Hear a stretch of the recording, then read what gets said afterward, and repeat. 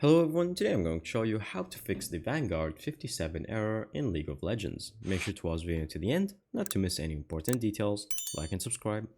So first of all, you're going to make sure that this entire client is closed. To do so, right click on here, Task Manager, then go search for Right Client and make sure that you end the task and so that it closes completely. Once that is done, you're going to go here and search for Services. Once you click on it and click on Enter, you're going to go to this window, maximize the screen, and then search for VGC. So simply click on one of them and click on V. Once you do that, you can see VGC right here. Double click on it, and now you're going to change it so that if it says manual, click on automatic, and then click on start. Once you do so, you're going to mention that this whole bar is going to finish, and then from that, you're going to simply click on apply, and then finally click on OK. Then after that, you're going to simply restart the computer and then try running the game again, and that should solve your problem. Thank you guys for watching. See you next time. Bye bye.